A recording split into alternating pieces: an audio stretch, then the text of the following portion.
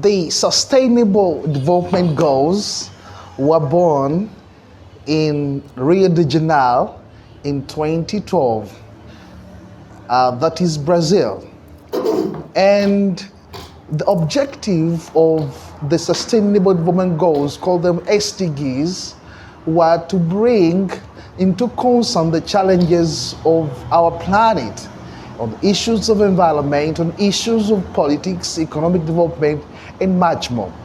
In 2015, at the United Nations Conference in New York, they launched the Agenda 2030 of the SDGs. Among those issues that were on concern were on human rights and, of course, the economic development and much more. We are on the Senior Citizens Talk of HICGI News Agency, and we are privileged tonight to be at the Secretariat of the SDGs in Uganda in the office of the Prime Minister. Today is Dr. Byamugisha Albert, the head of the SDG Secretariat, and he is also the chairman of the Uganda Bureau of Statistics. My name is Kivumbi Ernest Benjamin, your usual host. Welcome to the Senior Citizens Talk, Dr. Byamugisha Albert. Yes, thank you. Dear viewers, my name's Dr. Albert Byamugisha. I am currently the head of SDG Secretariat, located at the office of the Prime Minister. The SDGs were adopted in 2015 by the United Nations member states, and they aim to address social, economic, and environmental challenges in order to end poverty, protect the planet, and ensure that all people enjoy peace and prosperity through partnerships by the year 2030. So it is a 15-year target from 2016 to 2030. So there are 17 goals, 169 targets, measured by 231 indicators. But for the case of Uganda now, the ones which are eligible to be measured, the one we can get data from 201. So out of 232 indicators, which are data points that can help us to measure the performance of SDG goals, are 201. And currently, we stand at 135 data points. So these are the data points we have information which are comparable to all of the United States member countries. As part of contribution by Office of the Prime Minister to the Sustainable Development Goals implementation, when the government of Uganda adopted the SDGs in 2015, September, during that time, Uganda held the presidency of the United Nations General Assembly. During that time, Honorable Sam Kutesa was in New York as a President General. 2016, during that time. And when the SDGs were adopted, 28th of September 2015, our President, John Karuta Museveni, is the one who raised the flag. So Uganda is called a front runner because we held the presidency. It's our president. Thank you. It is our president who raised the flag during that time. And then in 2016, Uganda adopted the SDGs, established a multi-stakeholder for both state and non-state coordination framework, which defines and delegates leadership roles and responsibilities on different aspects of coordinating implementation of Sustainable Development Goals agenda. Office of the Prime Minister also has developed and is implementing the second SDG roadmap. There is a roadmap. The first one was of 2018, which ended in 2020. And then in 2020, it was revised to map with our National Development Plan framework. We are now in NDP 3, which started from 2021 up to 2025. So in order to align the government programs and the projects with the international agenda, it was agreed that a second roadmap be developed, which was done in 2021 and was adopted by government. So this roadmap provides also roles and responsibilities of different key stakeholders. Now, we have been able to coordinate 5 technical working groups composed of planning, data, communication, financing of SDGs, monitoring, and evaluation SDGs. So this is the anchor. The 5 working groups are the anchor for the implementation of SDGs, of the coordination framework in the Prime Minister's office. And the Prime Minister is the focal point minister in charge of the SDGs, as the person responsible for coordinating and monitoring and evaluating government programs and the lead of government business in the parliament. So the Prime Minister takes charge, supported by ministers in the office of the Prime Minister and the SDG Secretariat, which was created, first of all, to steer the coordination function of the Prime Minister's office. And since 2021, we have been able to develop 2 voluntary national review reports.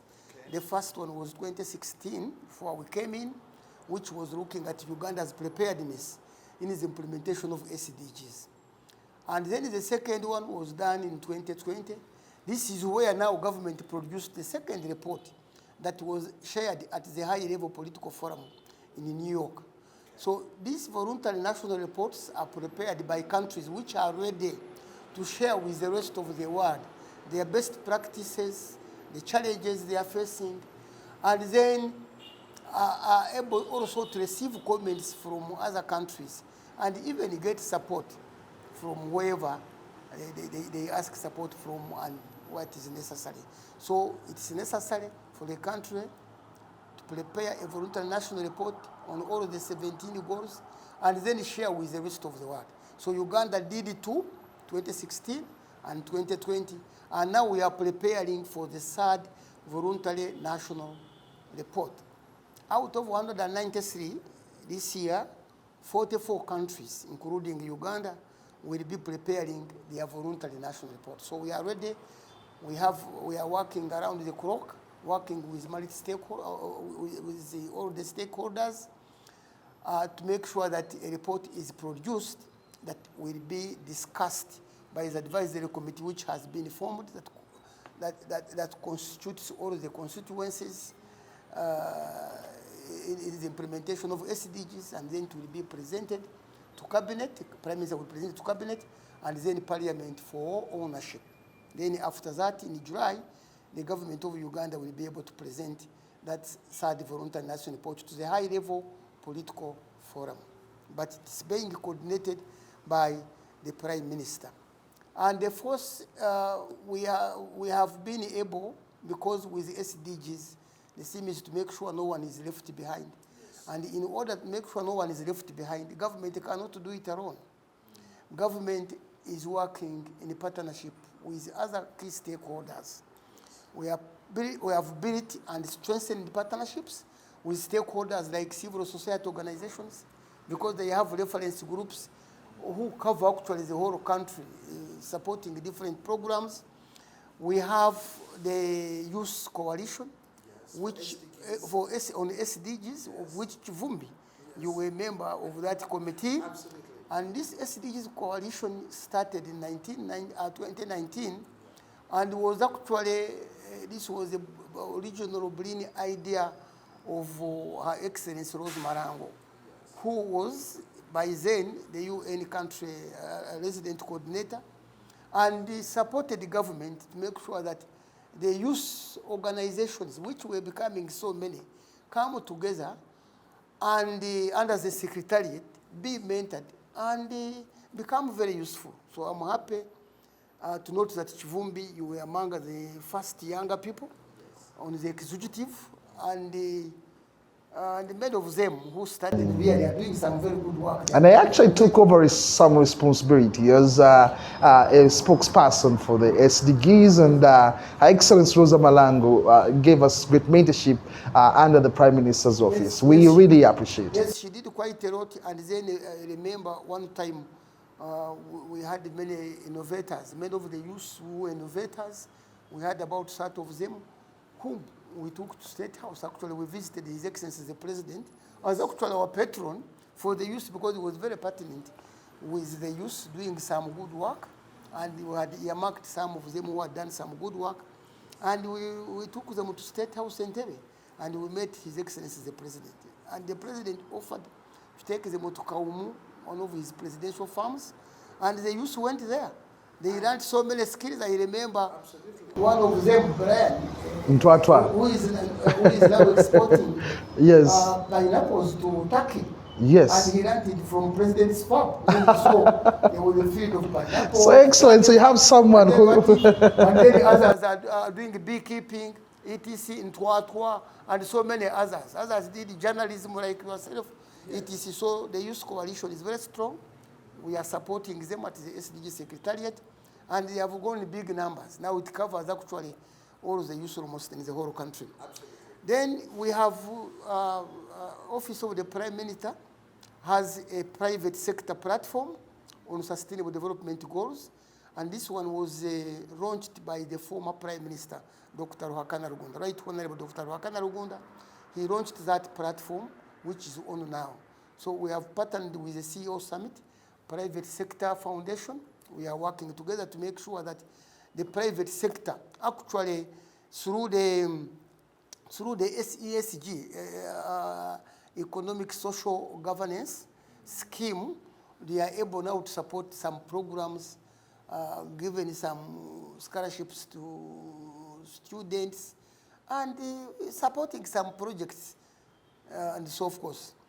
Then we are also working very closely with the UN country team, and the UN country team have formed the UN Sustainable Development Cooperation Framework for actually implementing the SDGs in the country. So the UN, of course, led by the UN Resident Coordinator, working with all other UN agencies, coordinated by the Office of the Prime Minister, are supporting SDGs. Then we have now an MOU. We have signed with the Interreligious Council for Uganda. These are peaceful-based organizations to implement the SDGs. And of course, you know, with the religious leaders, they are very important because they reach very many people. Yes, that's foreigners. And the Interreligious Council, this is composed of all the top religions in this country, and we are partnered with them so that they can create awareness of SDGs in this country. We have also worked very closely with academia, all the universities and other institutions, in providing actually by doing research and providing us information on SDGs. Recently, Makerere University with the lab gave us very good information on the implementation of the Paris Development Model, which is actually a government key initiative that is deemed to eliminate poverty within the next 5 or 6 years. As one of the important agendas of SDGs. For government and to do the same. So that's how we are performed as far as SDGs is concerned, dealing with key different stakeholders. We have talked of the youth, we have talked of Interreligious Council for Uganda, we have talked of CSOs, we have talked, there is even gender, women, the women group, together with the minorities, we have associated with them, and there is some light at the end of the tunnel, especially for those groups who feel that they are left behind. But when we invite them for workshops, we talk about the SDGs, explain the SDGs, etc. And then in terms of communication, we have been able to translate the SDGs into 13 local languages, so that when we go to the local governments, we are able to discuss with the people in their own language on the SDG matters. And when we do it, people actually end up finding that SDG is exactly what they are talking about. Because we are talking about ending poverty, we are talking about ending hunger, the wellness, the wellness of the people, that is yes. We are talking of quality education for all. We are talking of gender equality, women and girls and so forth. You are talking of water and sanitation, which concerns them. You are talking of sustainable energy. You can see in of different forms. You are talking of economic growth and employment at different levels. You are talking of infrastructure, innovation, science, technology. You are talking of inequality, equality of the people, of the regions. Sometimes comparing different regions in terms of equality. SDGs talk about that. You are talking of sustainable cities. Actually, that's already now government has 13 cities in mind. And with the SDGs, the indicators definitely try to collect information on some of the elements in the cities. Then we are talking of production and consumption as another goal for SDGs, which actually is a cornerstone for our people in the rural areas, because majority, 75% of our people are agriculturists. They do agriculture. Not agriculturists, but of course, they do agriculture. And here we are talking of consumption and production. Then you are talking of climate change. Climate change. It's a serious matter. It is a serious matter. You are talking of life underwater. You are talking of life on water, where you are looking at now the biodiversity, the forests, whatever, and then peace, security, and strong institutions, which you talked about human rights. Because when we want to look at human rights, we go to goal number 16, which looks at peace, security, and stronger institutions. Then lastly, partnerships. Partnerships, how does government work with key different stakeholders I've talked about? How does government work with development partners, with UN agencies, private sector, etc.? You're having given us such a very rich, deep exploring of the SDGs. I'm sure the common person, even those in offices, can understand the man himself, Dr. Byamugisha Albert, explaining this. I just returned from Rio de Janeiro, the very country where the SDGs were born. We are now, Dr. Albert, I'd like to know, because we've given a hint on the rose, tell us about this important element of the indicators and how they're being envisaged in Uganda. Okay, thank you very much, senior citizens talk and fellow viewers, for a brief performance of Uganda. But before I talk about Uganda, internationally, the performance has not been good for the whole world. Okay. Because last year during the summit, it was shown that only 17% of the targets were on track in the whole world, Uganda inclusive. But for the case, according to the Uganda mid-term assessment report, which the Office of the Prime Minister has produced for the Agenda 2020, Uganda's progress on implementing the 17 goals presents a mixed picture. The targets which are showing upward trend is actually one goal. One goal is showing upward trend.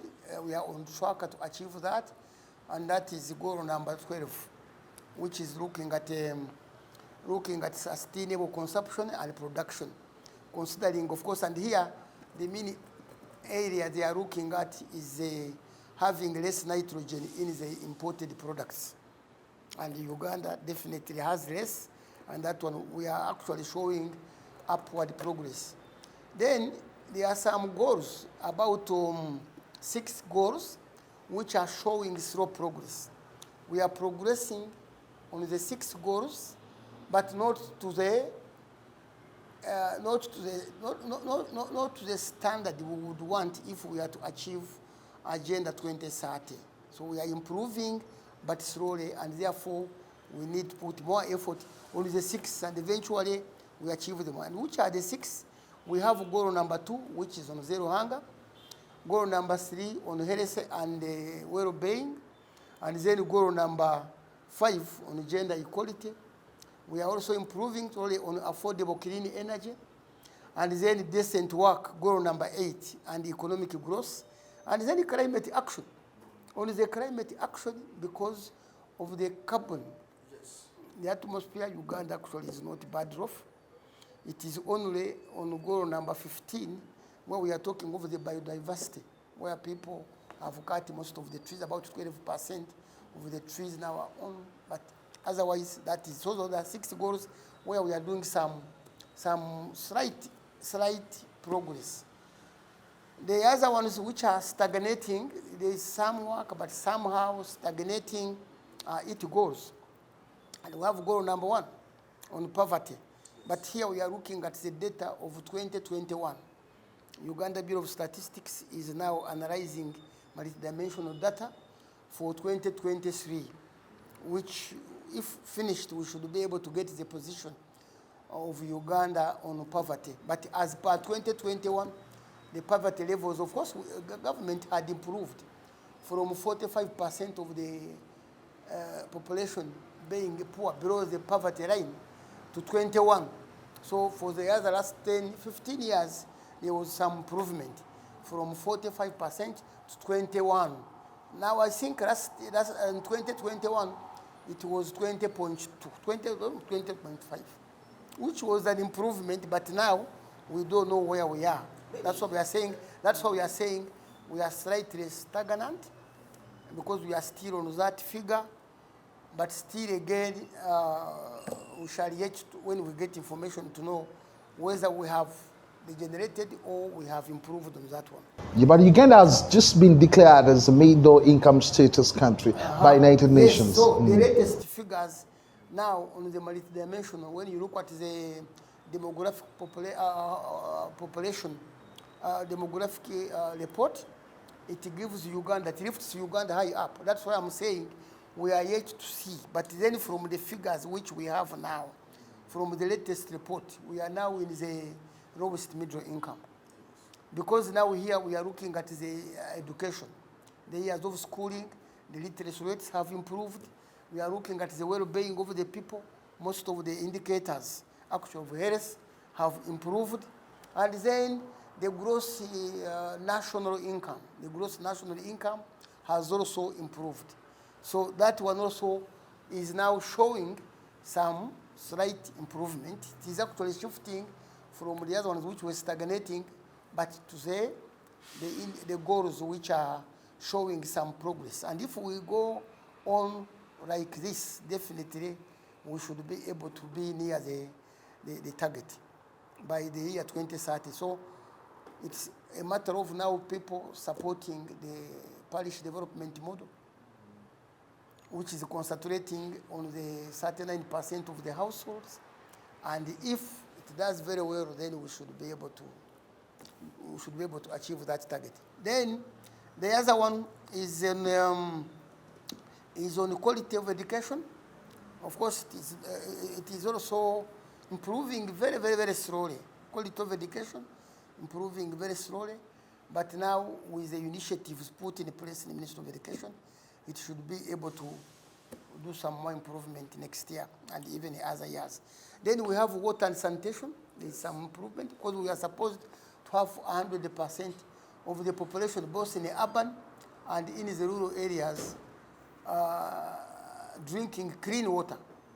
So we are not yet there, but there is some improvement. We are just more than 70% of the population drinking very good water, not only for human beings, but even again water for cattle, for animal husbandry. So that's why we are saying we are stagnating. It is not only people in urban areas, but we are also looking at rural areas and then animals. But why is it that, in spite of that and having plenty of water, time for irrigation is actually very poor? Dry seasons, the crops do not have. Haven't you helped Ugandans about irrigation so that they can be able yes, to? There is a policy on irrigation, and according to the Ministry of Water, in their recent workshop, they have indicated that there is an irrigation scheme which started, and again it is going to be rolled out in most areas in this country. So we hope to have some improvement in that particular area. Then there is also industry and innovation and infrastructure. Yes, there is some slight improvement if we compare with where we were in the last 10 years to where we are now. At least the number of the kilometers of paved roads have gone up, but not to our satisfaction. So once the economy improves, definitely, and put more money on infrastructure, we should be able to improve on that one. Then the other one is on reduced inequalities, which I mentioned was goal number 10, it is stagnating. Of course, they are very rich people, and then they are very poor people, and the level is not equal. So there is some inequality. Yes.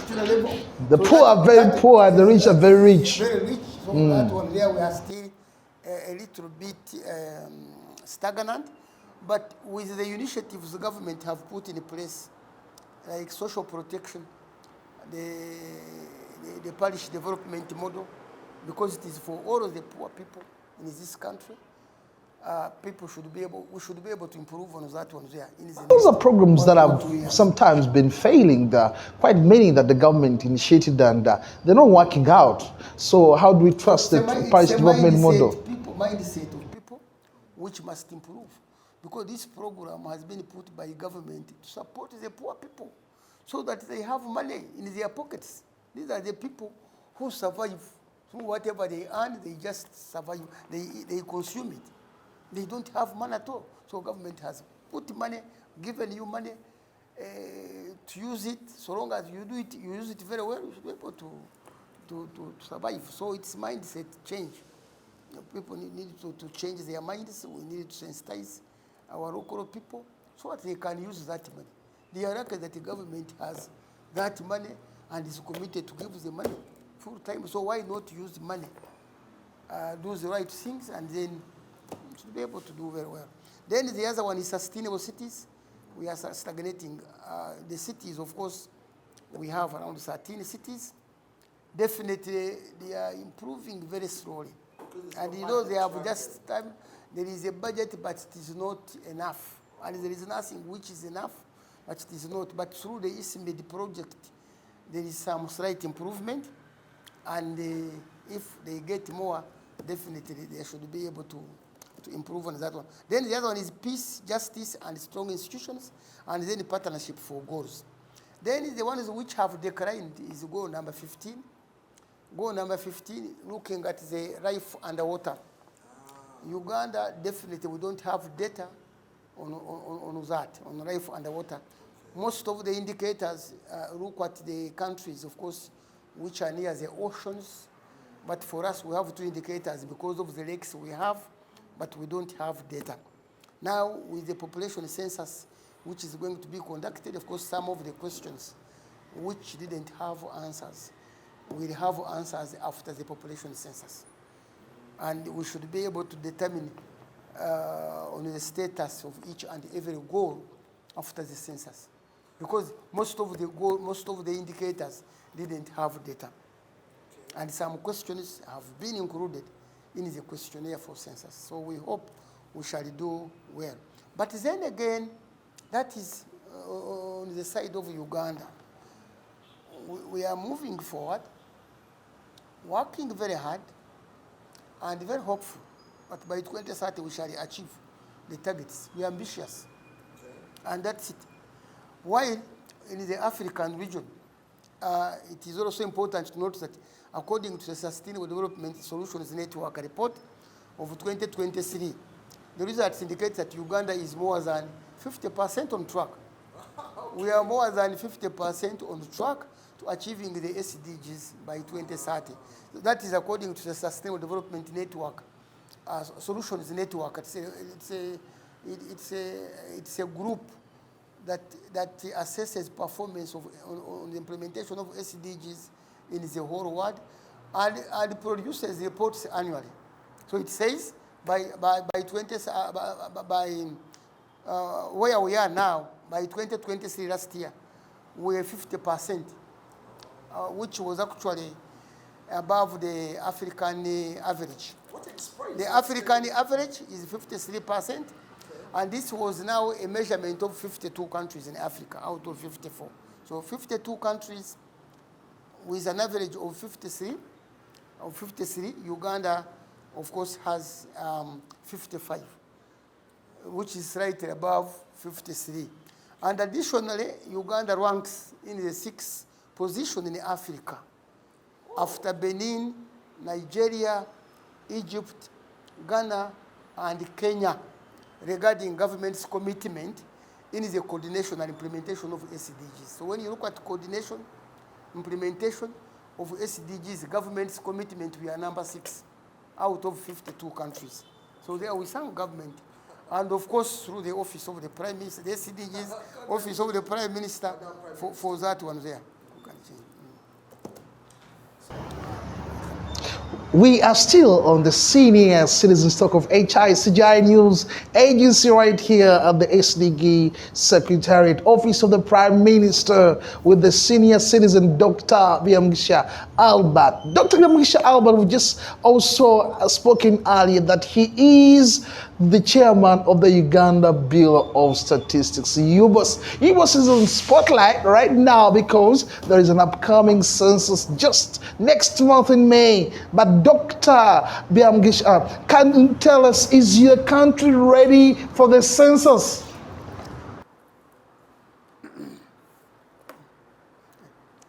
Oh yeah, senior citizen talk. Thank you very much, and fellow viewers.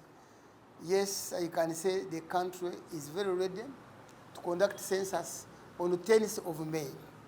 Countrymen, as indicated by the President's message, that the census will be conducted on 10th of May, and our census night is 9th of May. And according to our roadmap, Uganda Bureau of Statistics is almost now 90% in the implementation of the activities which are in our roadmap. Why?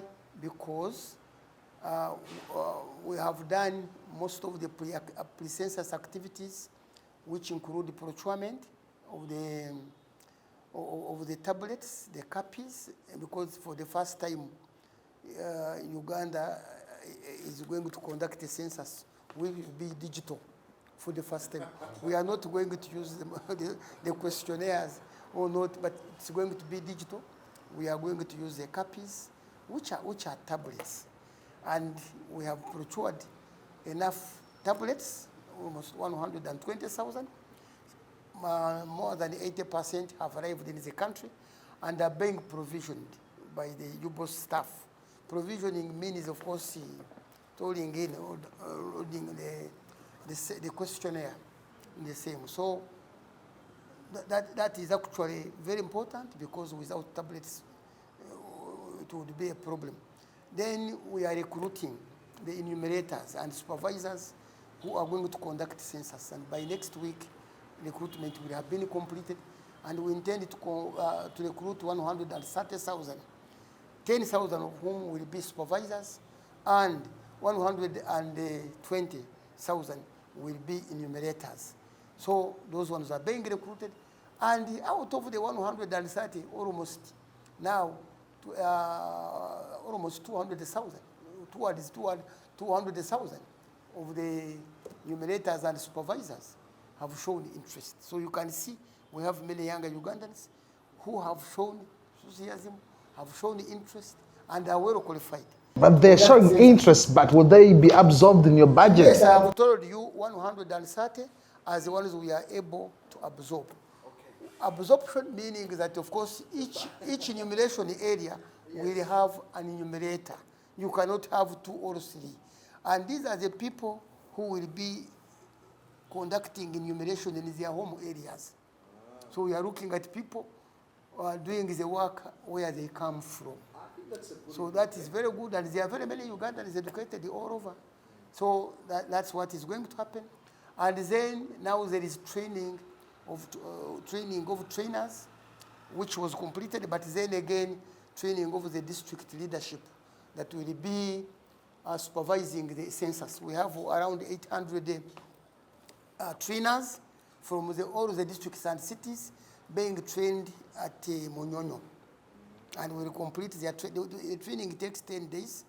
They started on 4th and will be completing on 14th, I think, Sunday.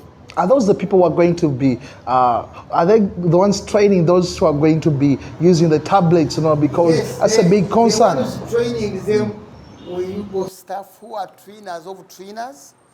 They were, of course, they trained them on how to use tablets. And the training in the 10 days is actually using tablets. So they are using the tablets, the questions, they will be asking the households, etc. So it's going on very well at Munyonyo. And from what we have noticed and seen, if it goes on like that, we should be able to be 100% successful. So once they get trained, then after next week, they will train the county, the county and sub-county supervisors, who will eventually also train the enumerators. So it's going to cascade up to the parish level. Started from the top, it's in the middle now, it's now going deeper, and by 7th, we shall have completed all the training of all the enumerators, 130 enumerators and supervisors. By 7th May, will have been trained thoroughly. And by 10th, on 10th, the census day, they should be ready with their tablets to count.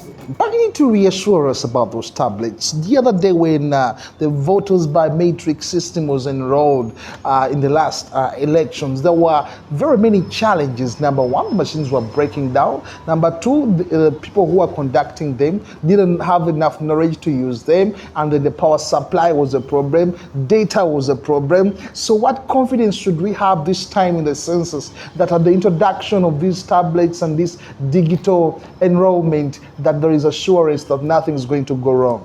The assurance is threefold. One, we have procured the tablets. That is the training and recruitment on time. As I have told you, they are trained on the gadgets they are going to use.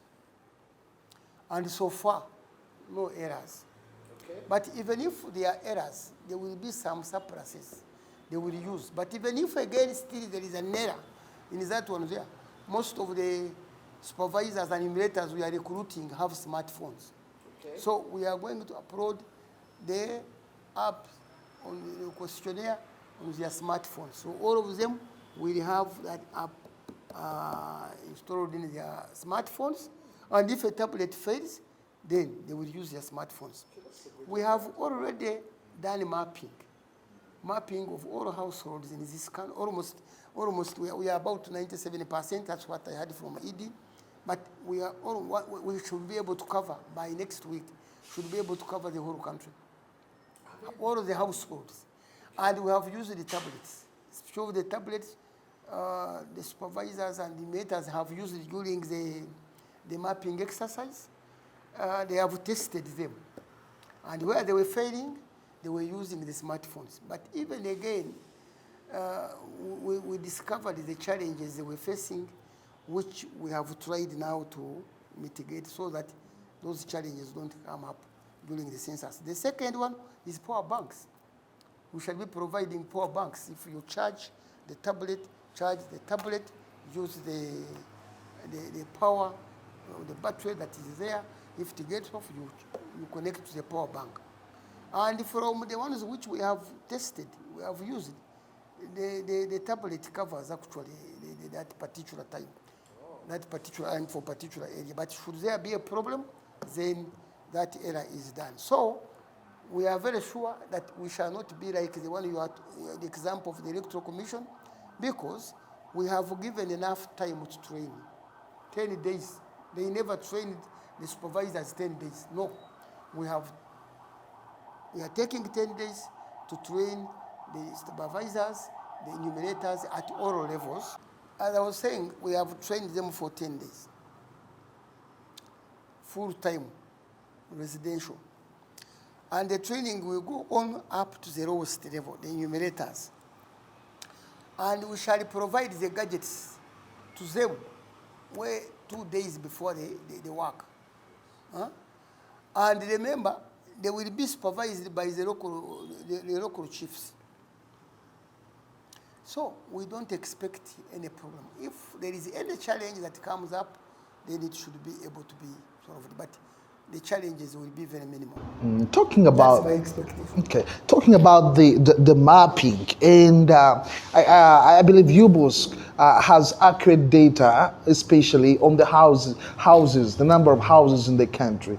And is that the latest data? Because Ugandans have built so much in so many places, and we also have places like slum areas where they're almost inaccessible, and the number of people, households in such places is actually difficult to find. We also have refugees scattered in different parts of the country, and we also have Ugandans who are moving out of the country every now and then. And you have also data captured for Ugandans around the world.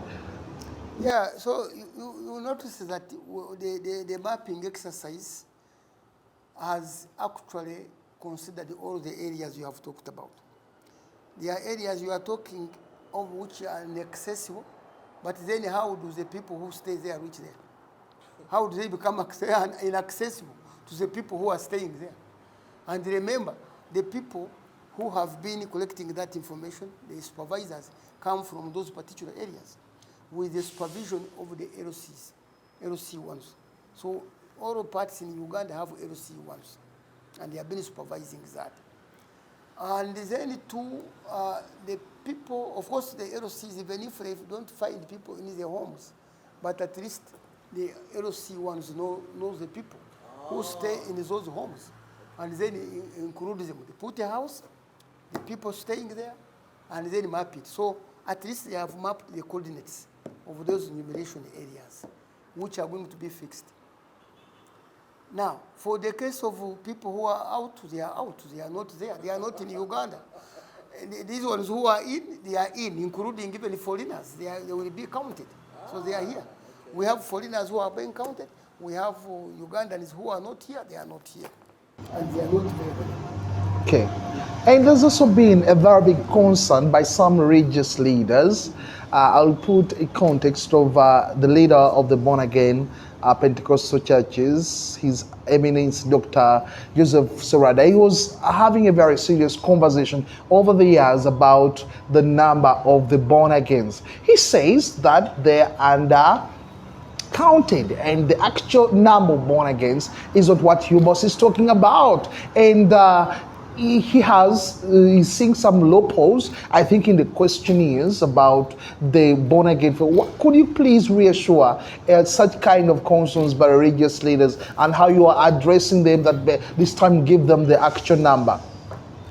Okay, thank you very much. And the fellow viewers, on religion, I can say religion refers to an individual's faith or belief. That's religion. It refers an individual's belief or faith.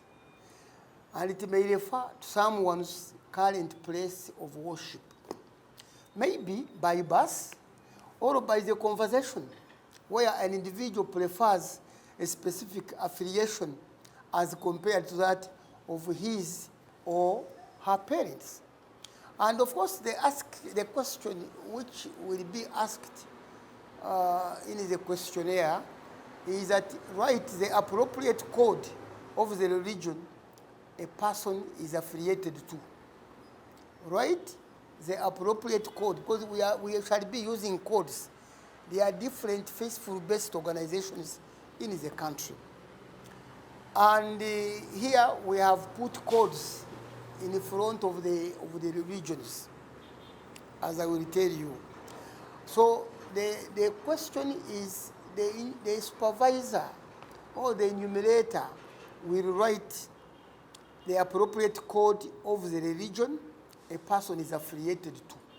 You come to me, they say, what is your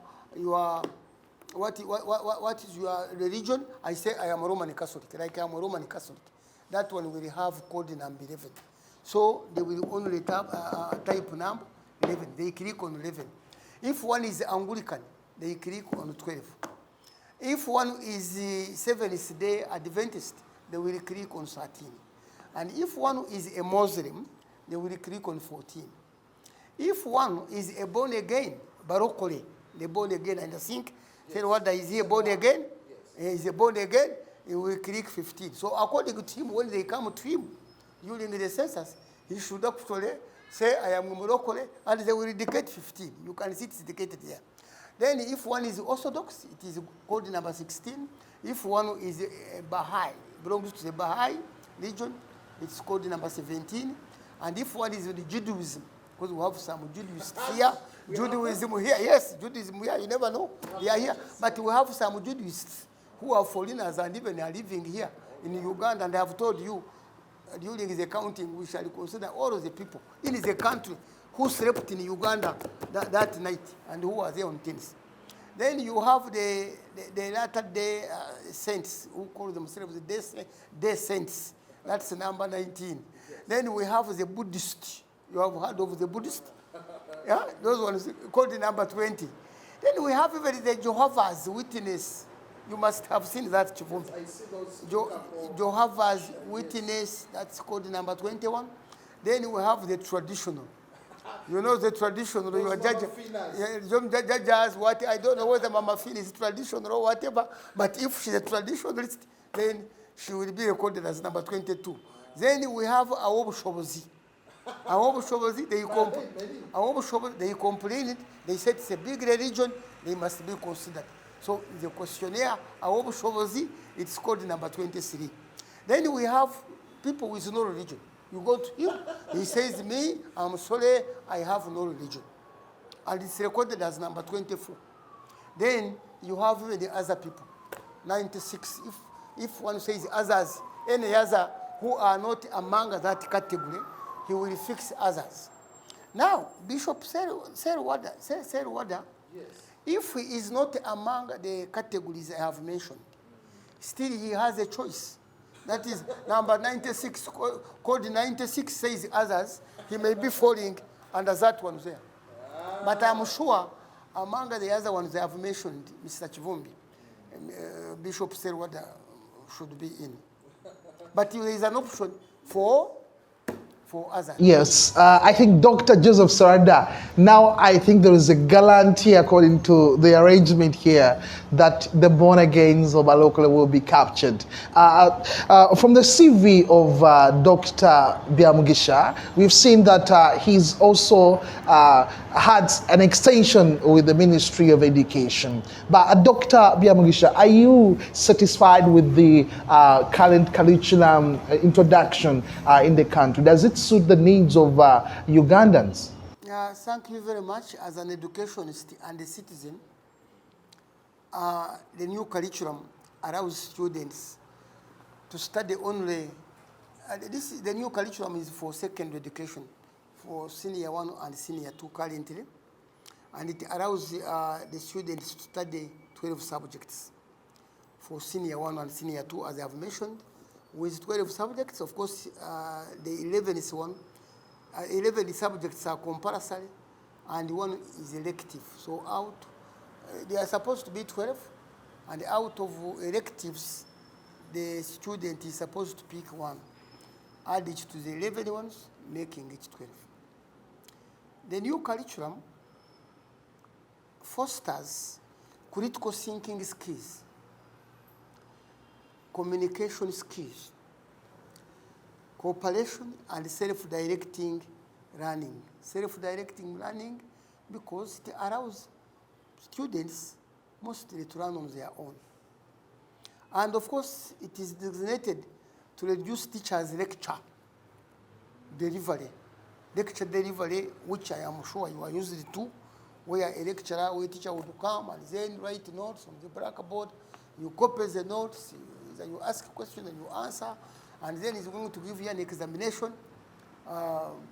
You end up now, of course, cramming, and then produce exactly what he gave you on the notes board. So you can see that one does not allow critical thinking. So in order to have our children fit in the world of work. We call it world of work. See, as you study, you complete, you go outside, you get a job. Because you can think very critically, which was not there before. And that's why you saw most of the students completing the universities. They have done engineering, they have done medicine, they can't even be recruited to do architecture, to do what and what because of that. So the new curriculum is expected to do, is designed actually to do that one there. And of course, it allows students to participate very actively.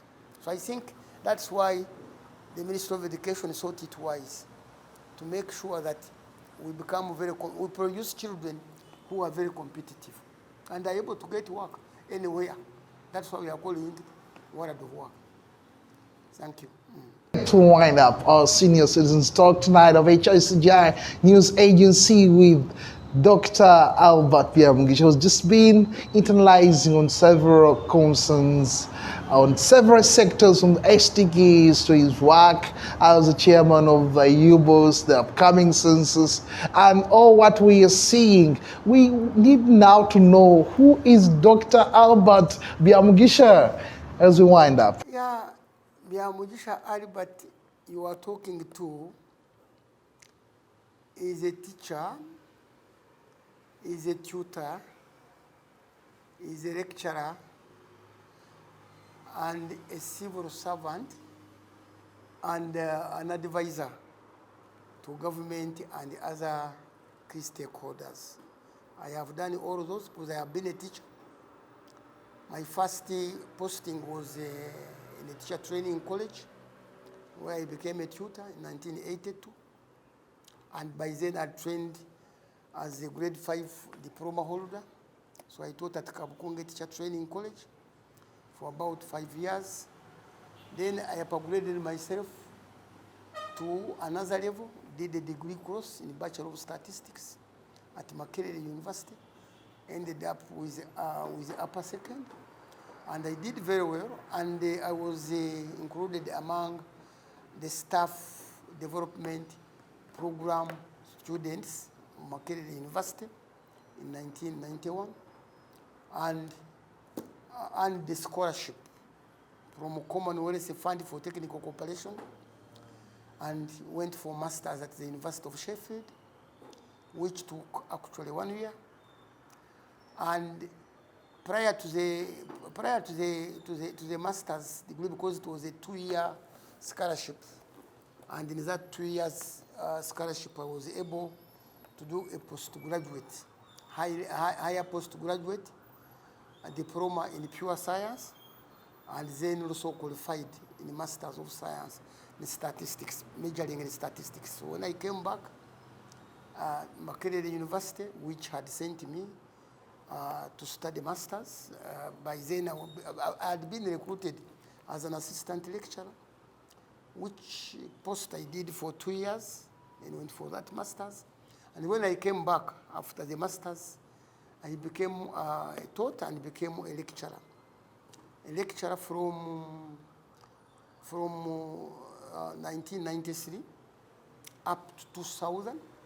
And during that time, from 1994, I became the head of Statistical Methods Department at the former Institute of Statistics and Applied Economics. When I retired from university services, then I joined the civil service to Ministry of Education and Sports, that time as an assistant commissioner in charge of statistics monitoring and evaluation division, which I headed for 11 years. Then in between that, I applied for PhD at Kobe University in Japan. This was at the graduate school for international cooperation studies, and was supported by government of Uganda. Government of Uganda paid my school fees with some additional payment from the Dutch government, and I was able to spend 3.5 years at Kobe University. And graduated, of course, I was majoring in economics of education and public policy.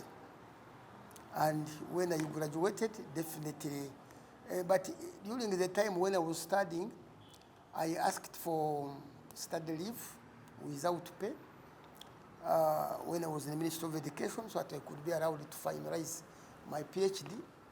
And then when I came back, of course, I worked as an M&E specialist at the National Development Authority, a post I held for 1 year. That was in 20, from 2009, June to June 2010.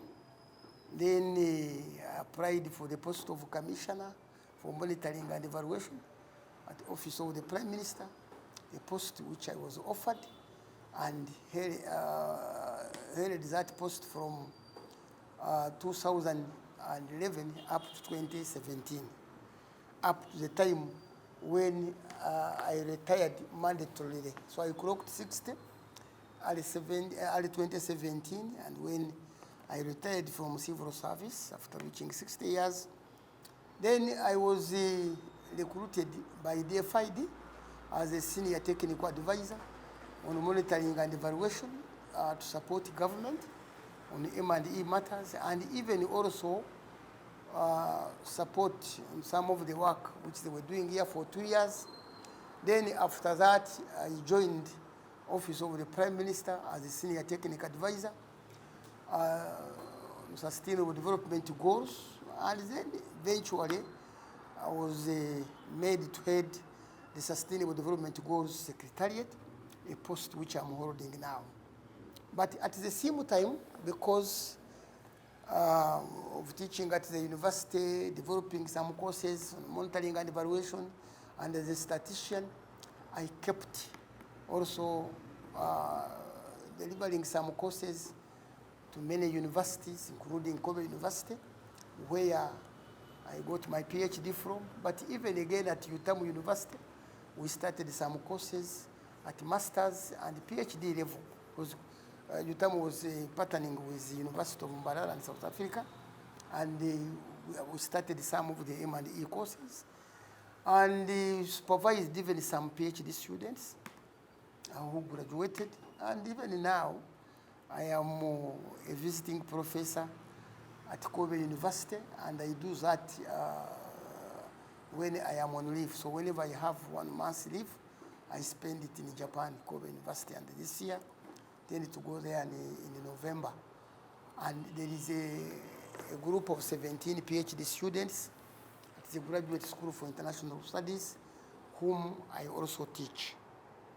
Especially my focus now is on SDGs and public policy in Africa, which I am handling there. So I am an adjunct professor because I do teach.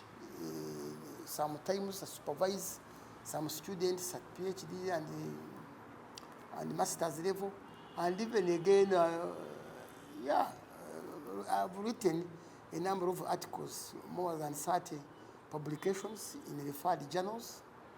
I've contributed 2 chapters in some 2 books. Yeah, so this is me. And again, at the same time, I am the chairman of the board of directors of Uganda Bureau of Statistics, and that's why I was able now to talk about the census, which is coming up on 10th May. Yeah, because of being the chairman of the board, so I know exactly what is happening. But again, more so, the chairman of the National Governance Council for the African Peer Review Mechanism. This is under African Peer Review Mechanism, which you must be knowing, where Uganda is the signatory and our president is one of the founders. So for the case of Uganda Governance Council, I'm the chairman. I'm running my second and final term. Thank you very much, and I thank the viewers for listening to me. In a very huge CV.